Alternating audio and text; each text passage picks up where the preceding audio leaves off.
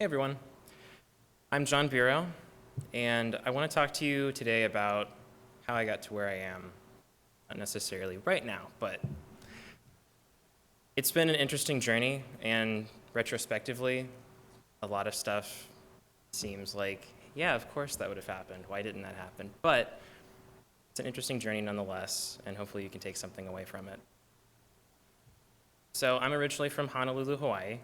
I lived there for a few years until my parents moved to Connecticut. I lived there for a few years until ultimately I found myself in Nixa, Missouri. And that's really where I grew up and spent my childhood. Now, there's nothing in Nixa, Missouri. It's a small town in the middle of nowhere. But in some ways, that was good because it gave me a chance to, there's nothing to do, so what am I going to do to entertain myself? So, writing was the first medium that I ever really got into.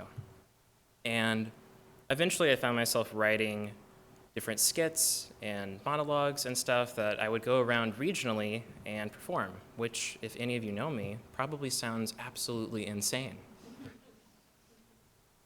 It wasn't a good environment, though, the Nixa schools.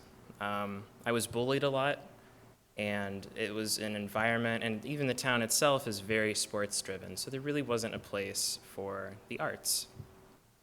And so eventually I stopped acting because of that, but I kept writing. So high school rolls around, and it's coming up, and I'm just like, oh God, what the hell is this gonna be like? But I was offered an opportunity at the last minute to go to a private school in Kansas City, and thinking I've got nothing else to lose, I jumped on it. It was a way better environment, like just completely better. It gave me a chance to really start to get to learn who I am and to again explore the arts. So I decided to try drawing for my stories. I was offered an opportunity to be in a graphic novel class, and I really ran with that opportunity and that creativity to make this. So think of it as a Sweeney Todd Wendy's crossover. This Wendy's store owner, his shop is bypassed by a new big highway, and so they're cutting him off. They're going to close the store, but he's so dedicated, he won't let that happen. Where is he going to get his beef for all those delicious Wendy's chilies and burgers? Really awful, terrible customers. And so then I did what anyone with such a story should do. I made a sequel.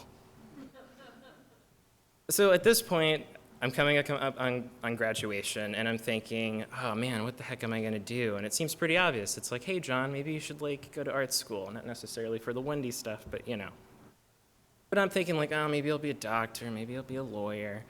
And I had my art teacher approach me, and she encouraged me to go visit the Kansas City Art Institute. Again, not for this stuff, but for other things. And so I did that, and I completely fell in love.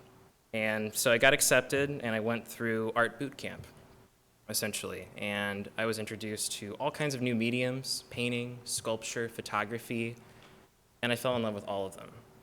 And so when it came time to choose my majors, one of which was illustration, that was a no-brainer for me because it allowed me to keep playing with all this diverse media. So it was fun at first, but I soon came to realize that I hate editorial illustration, and we were doing a lot of that. And on top of that, it was an environment that I found myself in yet again, not since my youth, where people were being bullied, and I slowly grew to find myself not wanting to draw anymore, just like how it was with acting. So this is basically where I ended up. I'm thinking, crap, I'm in the wrong program now. What am I gonna do? Where am I gonna go from here? And along the way, I was looking back at some of the work that I had made that I'd really enjoyed. And now I can tell you, it's so obvious, it's all story-based. Like this beautiful image of corn stalk, where literal huge corn on the cob is stalking me. But it didn't click for me at the time. But then we had an assignment where we had to make a book, and that changed everything. All the pieces started to fall into place, and I ran with it. to the point that for my junior year, I self-published my very first book, which was a collection of poetry that I'd written with illustrations. So at the same time that this is going on, I am still doing a bunch of assignments that I'm just not interested in or I'm not really feeling. So one day after school, I come home and I'm thinking, I know I had to put a character in this next piece. What's it going to be? And so I think, okay, what's the most terrible, disgusting, awful thing that I could make? And it's this guy, Beanie. So I really made Beanie to make myself happy, but everybody loved him. Everybody responded so well to this character who just gets himself into all of these terrible situations. Like here with his boyfriend, who's going to propose to him. But of course, at the moment where they're going to kiss or whatever, his face has to catch on fire. But the ring is on the table there, and there is love. So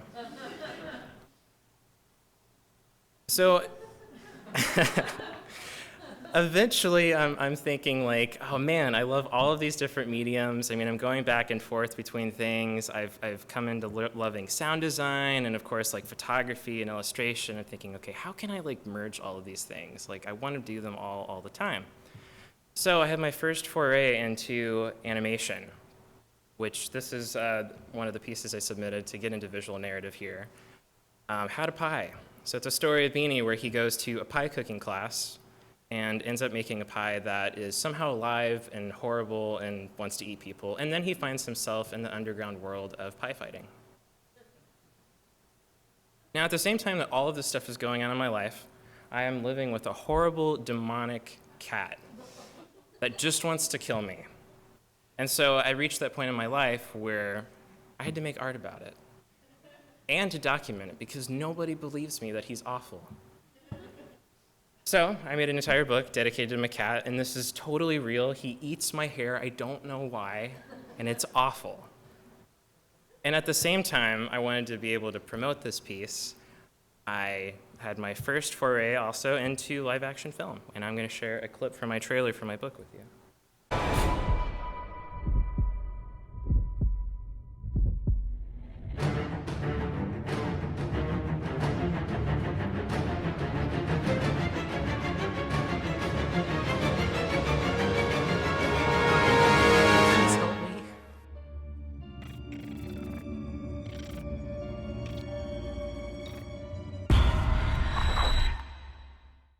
So yeah, that's my life. So I'm going to skip ahead a little bit here. So I get accepted into the visual narrative program, and I'm going to go ahead and go to the second year of the program where we did digital short story, which is essentially mini thesis. So I traveled to Japan for the first time, which inspired this story. And then for a little added context, I also had a degree in my undergrad that was Japanese art history. And it was really a teacher that I had at the time that made me fall in love with anything and everything Japan. And I really appreciate their work, contemporary all the way back, for all the narrative that it has and all the interesting and fascinating folklore. So that led me to this. So this is a story also featuring Beanie, where he and his boyfriend go to Japan, and Beanie, being the little creature that he is that gets into all of these horrible situations, he gets separated from his boyfriend and ends up in the adult district of Tokyo. And at the behest of the shopkeeper, who is kind of, pressuring him to like do this photo shoot or whatever, he gets into this mess, which I will share with you. Maybe you can do a few of us a favor. I'm not sure. Don't worry. It won't take long. It'll be fun. Do you want to put on some cosplay?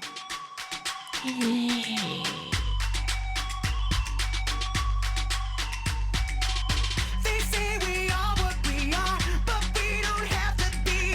I'm bad behavior, but I do it in the best way. I'll be the watcher of the eternal flame. I'll be the guard dog of all your fever dreams. I am the sin in the bottom half. So yeah, there's that. So it's super silly, over the top, which I absolutely love. But at the heart of the story, it's really about belonging.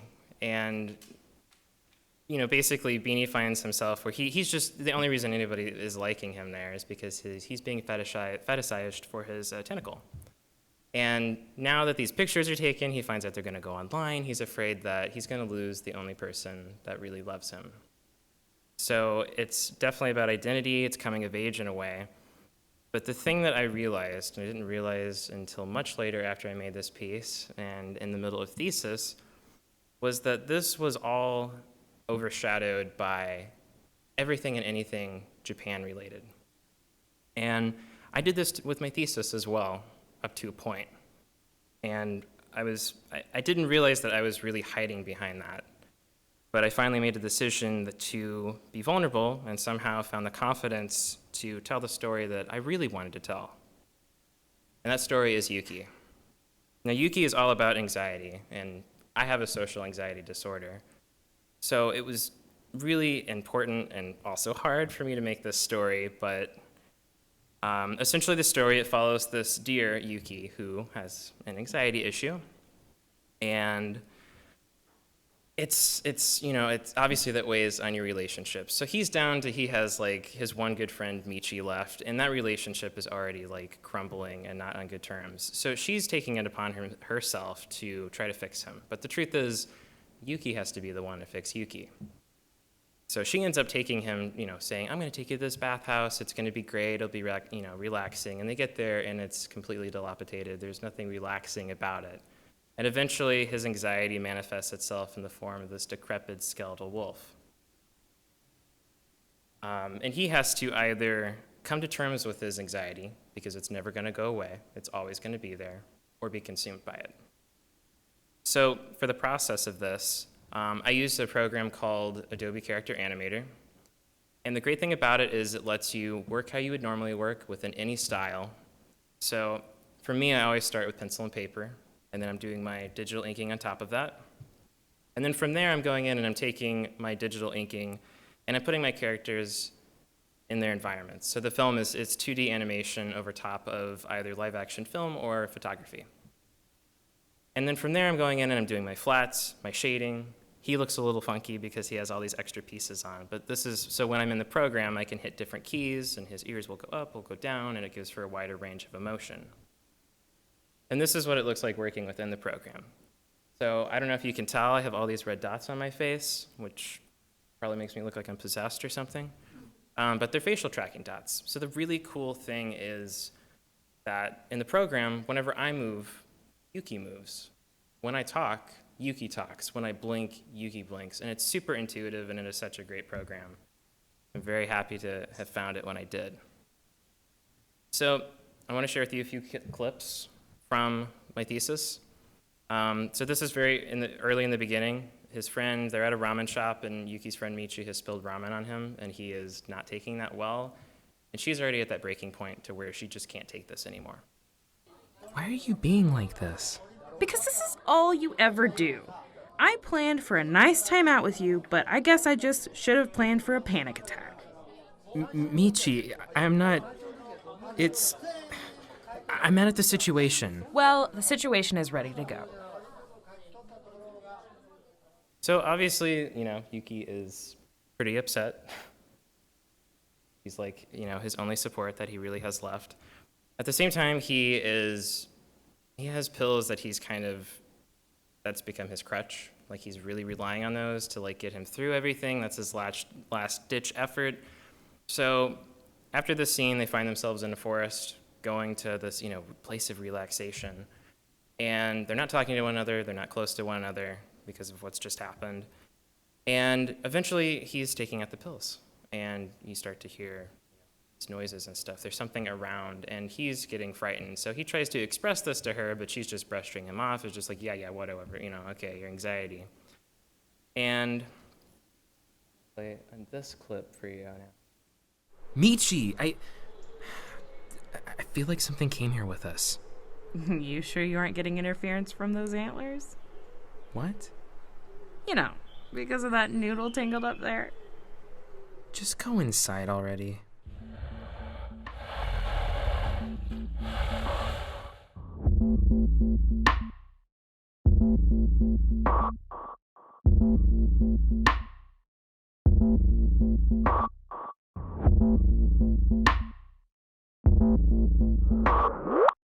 So now they're in the house, and eventually they get separated.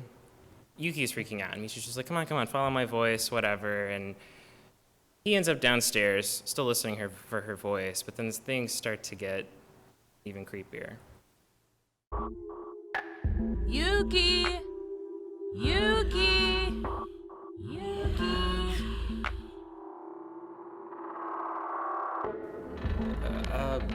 Michi, I'm not liking this.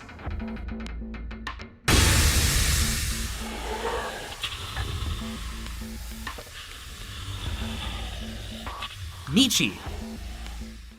So, at times, this was thesis for me. I'll be completely honest. It's been a very long and difficult journey. And had I not been careful, this could have been my thesis. So, during the process, I didn't realize that I was still relying heavily on Japan. You know, it was almost going to be in Japanese at one point. You know, it was all about this bathhouse and just all these different elements that weren't important. Anxiety was there, but it wasn't there to the degree that it needed to be there. And so I lost track of my story. But that was a good thing, because it meant that eventually I had to come back and rediscover my story. And when I did, that's what gave me the confidence really to know, okay, this is what I want to tell and why. There's two reasons to why. The first one is for myself. It's been super cathartic. It's so freeing to, be open about, having social anxiety with people. And the second is because it's something that we need to talk about. Not just social anxiety, but, bipolar, any other kind of, mental disorders. There's such a stigma against that. And the more that we can talk about it as a society, as friends, family, I think the better it will be for everyone. So if there's anything I can leave any of you with that I think is the most important thing, and it's probably going to sound a little corny, not going to lie, it's follow your heart. I think that's absolutely the most important thing, to be honest about the content that you want to make and the stories that you want to tell. Thank you.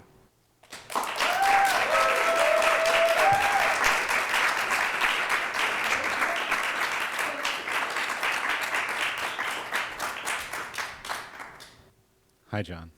Hey, Walter. Would you talk a little bit about the decision to bring the live action interests and the animated interests together in your thesis? Sure. So, again, I like a lot of different media. So, film and animation have been great, but I constantly find myself bouncing back and forth between the two.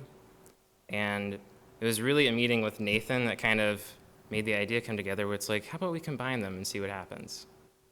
So, obviously, I've never done anything like this before. It's my very first time doing it, but it was a lot of fun, and I think it produced some really cool work.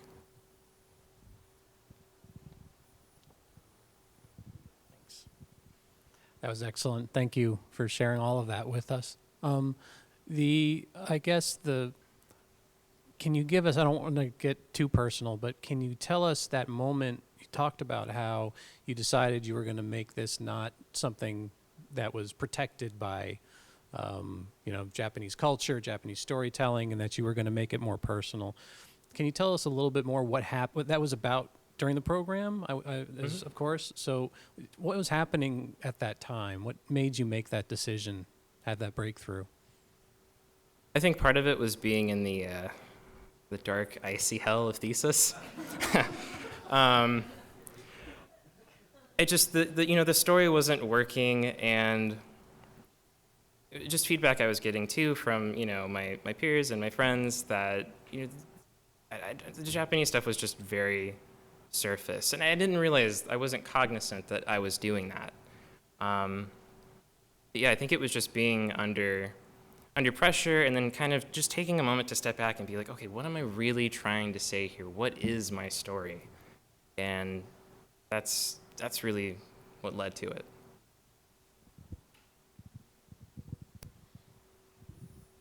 Hey, Lil J. Hey, Big B. You've experimented with a lot of different media. Can you talk about, I don't know if you've thought about this, but is there anything else that you are looking to experiment with in the future in terms of mixed media filmmaking? I think I would definitely like to do more work like this. It was a lot of fun to do, and getting to do both the filmmaking and the animation is great. It's like the best of both worlds.